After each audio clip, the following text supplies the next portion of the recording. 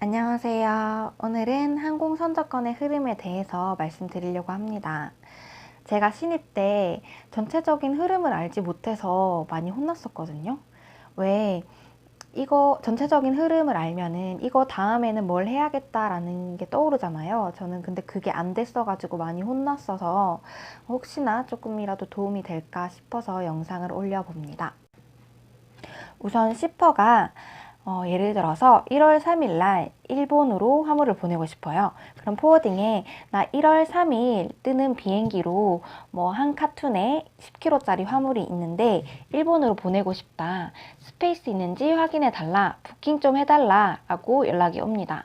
그럼 포워딩에서는 항공사랑 연락을 해서 1월 3일 날 일본으로 가는 비행기에 스페이스가 있는지 확인을 하고 부킹을 합니다. 포워딩이 항공사에 부킹을 했으면 두 가지 일을 더 해야 돼요. 첫 번째가 서류 마감이고 두 번째가 화물 마감입니다. 서류 마감이 뭐냐면 패킹 리스트, 커머셜 인보이스, 수출 통관 필증을 항공사에 전달하는 거예요. 무슨 말이냐고 하면 패킹 리스트라고 하는 거는 말 그대로 그 화물의 패킹에 대한 정보가 적혀 있는 서류예요. 뭐 이 화물이 수량이 얼마이고 중량이 얼마이고 어떤 화물인지에 대한 정보가 적혀 있는 서류고요. 커머셜 인보이스는 말 그대로 그 화물의 단가라든지 전체 화물의 금액이 적혀 있는 서류입니다. 근데 이거는 포워딩에서 만드는 게 아니라 시퍼로부터 받는 거예요. 그래서 시퍼로부터 전달받은 거를 다시 항공사에 전달을 해주면 됩니다. 그리고 또 저희가 포워딩에서 통관도 같이 진행을 한다고 했잖아요. 그래서 통관을 할 때도 패킹이랑 커머셜 인보이스가 필요하기 때문에 이 두 가지 서류를 통관사에게 주고 수출 통관을 진행을 하면은 관세사에서 이렇게 수출 통관 필증을 주는데 그 필증 역시 항공사로 전달을 해주면 됩니다. 그리고 두 번째로 화물 마감인데요. 이거는 더 쉬워요. 그냥 물건을 항공사 창고로 입고하면 끝나는 거예요. 즉 화주의 공장에서 항공사 창고로 갖다 주면 화물 마감이 끝이 납니다. 다시 한번 예를 들어서 정리를 하면 슈퍼 쪽에서 1월 3일 날 일본으로 가는 비행기 스페이스 있는지 확인하고 부킹 좀 해달라 라고 부킹 요청이 옵니다. 그럼 포워딩에서 항공사로 1월 3일 날 비행기 스페이스 있는지 확인을 하고 스페이스가 있으면 그 스페이스를 확보해 줍니다. 그리고 항공사에서 뭐 서류 마감은 1월 2일 오전까지 해라. 그리고 화물 마감은 1월 2일 오후 6시까지 해라 라고 정해주거든요. 그러면은 1월 2일 오전까지 패킹 리스트랑 커머셜 인보이스 전달하고 1월 2일 오후 6시까지 화물을 항공사 창고로 넣으면 됩니다. 그러면 이제 이 화물을 보낼 준비는 완료된 거예요.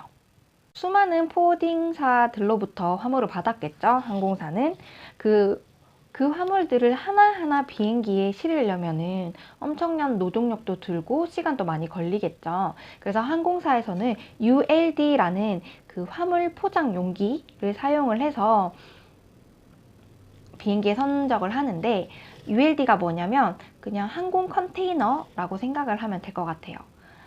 제가 사진을 준비했거든요. 같이 보시죠. 이게 ULD 사진입니다.